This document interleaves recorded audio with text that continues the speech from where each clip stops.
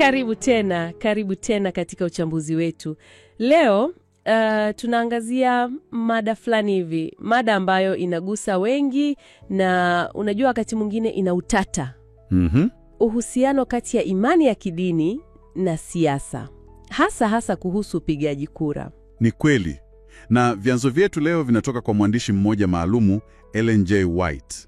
Tunaangalia kitabu chake Gospel Workers, kile cha 1915. Alafu pia Selected Messages Book 2.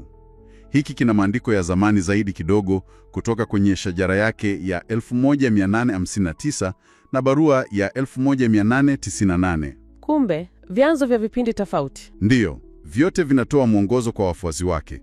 Jinsi yani kukabiliana na siasa za wakati ule. Sawa. Na dhamira yetu hapa kama kawaida ni kuelewa vizuri huu ushauri. Kwa nini ulitolewa vile? Ulihusu nini hasa? Na je, kuna mabadiliko au labda mitazamo tofauti ndani ya maandishi haya? Basi, hebu tuanze kuchimba. Ushauri wa kwanza unaonekana sijui kama ni mkali kidogo, kuhusu kutojihusisha. Kabisa. Ukianza na Gospel Workers ya 1915, onyo ni kali na linaelekezwa hasa kwa walimu na viongozi wa taasisi za kidini. Viongozi. Ndio. Wanaambiwa wawe waangalifu sana, wasionyeshe upendeleo wao wa kisiasa. Kwa nini lakini? Kwa sababu, anasema, kufanya hivyo kunaweza kuleta migawanyiko, mifarakano ndani ya kanisa lenyewe. Mantiki yake ni umoja. Kwa hiyo wewe unayetusikiliza, kama una nafasi ya uongozi, maneno yako yana uzito, yanaweza kuleta shida kwenye umoja. Uzito mkubwa. Na haishii hapo. Maandishi yanasema Bwana anataka watu wake wazike maswali ya kisiasa. Wazike?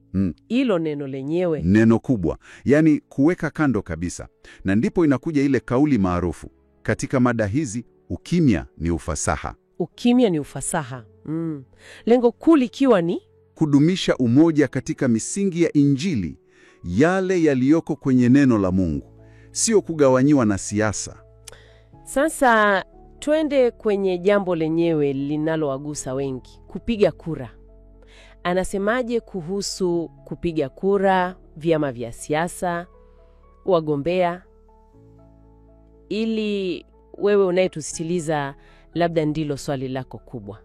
Ndiyo, ushauri wa 1915 uko wazi kwamba waumini hawawezi kupiga kura kwa usalama kwa vyama vya siasa. Kwa usalama? Kwa nini? Sababu anayoitoa ni hii: hatujui tunampigia kura nani. Sio tu jina, unajua. Zaidi ya jina. Zaidi ya jina. Yaani hujui nia zao hasa, malengo yao ya baadaye, jinsi watakavyotumia hayo madaraka. Kuna kutokuwa na uhakika. Hiyo ni hoja inayolenga kutokuaminika kwa ulingo wenyewe wa siasa, sivyo? Kabisa. Ahadi zinaweza kuwa tofauti na uhalisia. Na anaendelea kusema kushiriki katika mipango yoyote ya kisiasa si salama. Anasisitiza sana tusimuunge mkono kiongozi ambaye anaweza kutumia ushawishi wake kukandamiza uhuru wa kidini. Uhuru wa kidini? Ndiyo.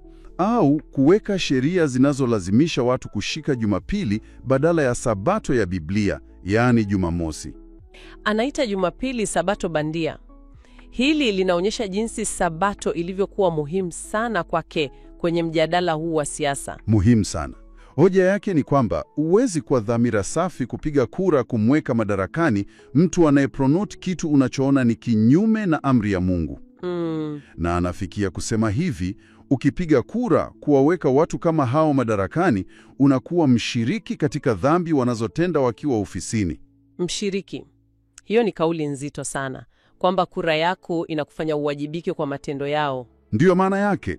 Sio tu hukubaliana nao, bali unashiriki matokeo ya uongozi wao, hasa yanapogusa imani yako. Anatumia maandiko gani kuunga mkono huu msimamo wa kujitenga hivi? Anatumia andiko muhimu sana kutoka tu wa Korintho 6 mstari wa 14 na 15. Linasemaje? Linasema, msifungiwe nira pamoja na wasioamini kwa jinsi isiyo sawasawa. Halafu linauliza, pana urafiki gani kati ya haki na uasi?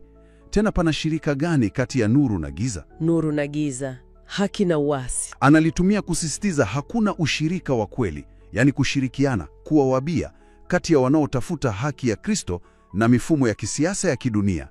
Ni kama kujaribu kuchanganya vitu visivyochanganyika, nuru na giza. Inaeleweka. Sasa vipi kama kiongozi wa kanisa au mwalimu anapuzia haya maonyo? Anajihusisha sana na siasa. Hatua gani zinapendekezwa? Hapo sasa ndipo uzito unapoongezeka. Maandishi yanapendekeza hatua kali Na za haraka. Ndiyo, watu kama hao wanaoonyesha shauku kubwa kwa siasa badala ya kazi yao ya kiroho waondolewe kwenye kazi na majukumu yao bila kuchelewa. Kuondolewa kazini Kabisa, hakuna kusitasita. Na zaidi, fedha za zaka, zile za kazi ya Mungu, zisitumiwe kumlipa mtu anayetoa hotuba kuhusu maswali ya kisiasa. hiyo ni kali. Kuhusu matumizi ya fedha za kanisa na wajibu wa viongozi. Ni kali sana. Ushauri unaendelea. Mtu kama huyo ana machaguo mawili tu. Ama abadilike kabisa, aamini ukweli kama unavyofundishwa, au ache kazi. Ache kazi. Ndiyo. La sivyo, ataleta madhara. Anamalizia kwa kusema, waumini wavae nembo ya Kristo, sio nembo za kisiasa. Uaminifu uwe kwa Kristo kwanza. Sawa, huo msimamo wa 1915 uko wazi kabisa. Msimamo mkali unaolenga umoja na utambulisho wa kiroho. Lakini ulisema kuna kitabu kingine, Selected Messages Book 2. Hiki kinaongeza kitu kipya, labda mtazamo tofauti kidogo, au kinasisitiza tu yale yale? Kwa kiasi kikubwa, kinarudia ule msisitizo wa msingi: kujitenga na ulimwengu, kutojihusisha na mizozo ya kisiasa. Mfano? Kwa mfano, kinashauri waumini wasitangaze maoni yao ya kisiasa kwa kalamu au kwa sauti, yaani usiseme wala kuandika. Uwe kimya kuhusu mambo yasiyohusiana na ujumbe mkuu wa imani yao. Ujumbe mkuu anauita ujumbe wa malaika watatu, sivyo? Ndiyo, ujumbe wa malaika watatu. Hilo neno, ujumbe wa malaika watatu, linaweza kuwa geni kwa baadhi yetu. Unaweza kutupa ufafanuzi mfupi? Kwa ufupi sana, katika muktadha huu unarejelea ujumbe mkuu katika kitabu cha Ufunuo sura ya 14. Kimsingi ni wito wa Mungu wa mwisho kwa ulimwengu: kumwabudu Muumba, kuonya hatari ya kuabudu mifumo mingine na kutangaza hukumu na marejeo ya Kristo. Okay. Kwa hiyo ushauri ni kwamba nguvu zielekezwe huko, katika kutangaza ujumbe huo mkuu wa kiroho, sio kwenye siasa za muda mfupi. Nashukuru kwa ufafanuzi. Lengo ni kuweka kipaumbele kwenye utume wa kiroho. Lakini ulitaja pia kuna kauli muhimu kutoka barua ya 1898 kwenye kitabu hiki. Ipi hiyo? Ndiyo, na hapa sasa mambo yanapata mvuto zaidi kidogo. Barua hiyo ya 1898 inamalizia na ushauri huu: weka upigaji kura wako kwako mwenyewe. Weka upigaji kura wako kwako mwenyewe. Alafu inaendelea, usihisi ni wajibu wako kumhimiza kila mtu afanye kama wewe. Hiyo inaonekana tofauti kidogo na ile ya kutopiga kura kabisa kwa vyama. Inaashiria nini? Hapo ndipo tafsiri zinapoanza. Unajua, wengi wanaona kama inaacha nafasi kwa dhamira ya mtu binafsi. Dhamira ya mtu binafsi. Yaani, unaweza kupiga kura kulingana na unavyoona inafaa kwenye hali fulani. Lakini fanya kimya kimya, bila kampeni, bila kushawishi wengine. Lengo kuu likiwa ni nini hapo? Kuepuka migawanyiko, mabishano kanisani kuhusu siasa. Ni kama anasema, fanya uamuzi wako binafsi, lakini linda umoja wa kundi. Hilo linaleta mvuto kweli, kukubali uwezekano wa kushiriki, lakini kwa masharti magumu sana, siri na kuepuka ushawishi. Sasa hapa ndipo kwenye msisimko zaidi ulivyosema. Kitabu hicho Selected Messages Book 2 kinatupa dirisha la historia ya nyuma zaidi kupitia shajara ya Ellen G. White mwenyewe ya 1859. Hii inaonyesha picha gani? Inaonekana inaleta ugumu zaidi au utata. Ni kweli. Na huu ni muktadha wa kihistoria muhimu sana kuelewa safari ya fikra hii. Shajara inaeleza mkutano wa Machi 6, 1859. Walijadili sana suala la kupiga kura. Viongozi waanzilishi. Na matokeo yalikuwaje? Cha kushangaza kwa wengi, viongozi mashuhuri kama James White, mume wake, na J.N. Andrews, mtu aliyeheshimika sana, walifikia hitimisho tofauti kidogo na ule msimamo mkali wa baadaye. Hali yao ya wakati huo ilikuwa bora na sahihi kutoa ushawishi wao kuunga mkono haki na kupinga uovu kupitia kura. Kupiga kura ili kuunga mkono haki. Ndio, waliona ni jukumu lao. Sababu, kuunga mkono wagombea waliopigania temperance, yani kiasi, kupinga ulevi na pombe, ili waingie madarakani mjini kwao. Kwa nini swala la kiasi lilikuwa muhimu kiasi hicho hadi wahalalishe kupiga kura? Jambo ambalo baadaye lilionekana tatizo. Mantiki yao ilikuwa ya kiutendaji sana na kimaadili. Waliona hatari kama watu walevi au wanaopinga maadili wangeshika uongozi. Walihofia kwamba wao, kama watu wanaojali maadili, wakikaa kimya, wasipige kura, basi wangeacha watu wasiofaa wachaguliwe na kuleta madhara kwa jamii nzima. Yaani waliona kutopinga kura kunaweza kuwa kubaya zaidi. Ndio, kuliko kushiriki. Ilikuwa kama kuchagua afadhali kati ya chaguzi mbili mbaya, labda. Hiyo ni hoja ya kuvutia, kwamba wakati mwingine kutoshiriki kuna matokeo yake hasi. Je, wengine kwenye mkutano huo walikubaliana nao? Na James White na Andrews? Shajara inasema ndio. Wengine kama ndugu Hewitt na Hart walikubaliana nao kupiga kura kwa ajili ya kiasi, lakini si wote. Kulikuwa na waliopinga. Ndiyo, ndugu mwingine Leon alipinga wazo hilo. Lakini cha muhimu, Shajara inabainisha kuwa licha ya kutokubaliana, kulikuwa na hisia nzuri kati ya ndugu wote. Hawakugombana. Na jambo la kushangaza zaidi, nilivyoona kwenye muhtasari, ni maoni ya Ellen G. White mwenyewe kuhusu tukio la siku hiyo. Hapo sasa, hii inaongeza uzito kwenye tafsiri. Anaeleza kwenye Shajara jinsi, baada ya mkutano, baadhi ya watu walevi wa mjini waliwafuata Waadventista, wakiwajipendekeza. Waliwafanyaje? Waliwapongeza kwa kutopiga kura au kwa wale waliokuwa bado na msimamo huo, na kuwatia moyo waendelee hivyo. Wanawapongeza kwa kutopiga kura. Kwa nini? Na Ellen White alilichukuliaje hilo? Hapo ndipo mtazamo wake unakuwa wazi. Anaona kitendo hicho cha kupongezwa na walevi kama kazi ya shetani. Kazi ya shetani? Ndiyo, anatafsiri kuwa shetani anataka watu wema wakae kimya, wasishiriki, ili waovu washike madaraka bila kupingwa. Anaandika ombi kwenye Shajara, shetani ashindwe katika hilo. Kumbe hii inaonyesha wazi kwamba yeye mwenyewe mwaka 1859 kuhusu swala hilo la kiasi aliona umuhimu wa kutumia kura kupigania haki. Inaonekana hivyo kabisa. Sasa kwako wewe unayotusikiliza, hii inaanza kuchora picha yenye pande nyingi, sivyo?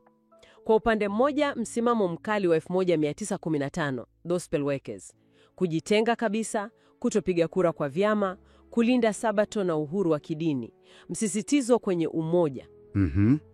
Na kwa upande mwingine, huu mfano wa 1859, hali halisi, suala maalum la kimaadili kiasi.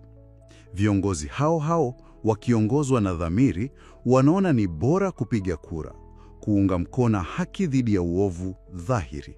Alafu katikati tuna ule ushauri wa 1898, weka kura yako kwako mwenyewe. Unaonekana kama unajaribu kupata njia ya kati. Kabisa. Kinachofurahisha hapa ni kuona jinsi kanuni ya jumla, kama kujitenga na uovu, inavyohitaji busara katika utekelezaji, kulingana na hali halisi. Tunaweza kusema ushauri ule mkali wa 1915 ulichochewa zaidi na muktadha wa wakati huo. Inawezekana sana. Mwishoni mwa karne ya 19, mwanzoni mwa karne ya 20, kulikuwa na msukumo mkubwa Marekani kupitisha sheria za Ujumapili kitaifa, National Sunday Law. Ndiyo. Kwa waumini hao wa Sabato ya Jumamosi, hilo lilikuwa tishio kubwa, shambulio kwa uhuru wao wa kidini. Kwa hiyo, msimamo mkali wa kutoshiriki kabisa kwenye siasa unaweza kuwa ulikuwa jibu kwa tishio hilo kubwa. Wakati ule wa 1859 ilikuwa tofauti. Ndiyo. Ilikuwa swala la kimaadili la kiasi ngazi ya mtaa. Hatari tofauti, na waliona wanaweza kuleta athari chanya. Na ule ushauri wa 1898 wa kuweka kura siri unaingiaje hapa? Kama daraja. Unaweza kuona kama daraja, ndio. Unakubali uwezekano wa dhamira ya mtu binafsi, haukatazi moja kwa moja kama 1915 kwa vyama vya siasa, lakini Wakati huo huo, unasisitiza kulinda umoja kwa nguvu zote. Yaani, fanya uamuzi wako, lakini usiwe chanzo cha mgawanyiko. Usilazimishe wengine, ni kusawazisha haki ya mtu na wajibu kwa jumuiya. Basi, baada ya kuchimba hivi vyanzo, tumeona mengi. Maandishi yanatoa mwongozo kuhusu imani na siasa, kutoka kwa Ellen G. White. Vipindi tofauti, ujumbe mkuu unaojirudia. Wito wa kujitenga na siasa za migawanyiko, kulinda umoja wa kanisa kwa gharama yoyote, na kuepuka kuunga mkono sera au watu wanaopingana na misingi ya imani, hasa uhuru wa kidini na Sabato. Lakini kama tulivyoona, picha si rahisi hivyo. Sio rahisi kabisa. Tumeona kuna nafasi au iliwahi kuwepo kihistoria ya kutumia busara, dhamira ya mtu binafsi katika hali maalum. Mfano ule wa 1859. Ndiyo, ushahidi kwamba kulikuwa na nyakati waliona ni wajibu kushiriki, kuzuia uovu mkubwa zaidi. Na ule ushauri wa kuweka maoni siri unaonyesha juhudi za kudumu, kuepusha migawanyiko isiyo ya lazima. Hii sasa, wewe unaotusikiliza, inazua maswali muhimu. Jinsi ya kuishi hizi kanuni leo kwenye mazingira yako. Maswali mazito. Na hapa tunakuachia wazo hili la kutafakari. Wazo linalotokana na huu mvutano tuliouona. Katika ulimwengu wa leo, unajua, mipaka kati ya siasa, maadili, uhuru wa kidini, mara nyingi haiko wazi. Inachanganyikana sana. Ni kweli. Sasa, mtu anayeshikilia imani kama hii, anasawazishaje kati ya wito wa kujitenga na siasa na migogoro yake na labda wajibu anaohisi kama raia, au hata hitaji la kujaribu kushawishi jamii yake kuelekea haki kama walivyojaribu 1859 kuhusu kiasi? Je, ile dhana ya ukimya ni ufasaha katika masuala yote ya kisiasa bado inatumika kikamilifu leo? Kila hali, kila swala, au kuna wakati ukimya unaweza kufasiriwa kama kukubaliana na uovu? Ni swali zito sana. Jambo la kufikiria kwa undani unapojaribu kuishi imani yako katika ulimwengu huu wa leo.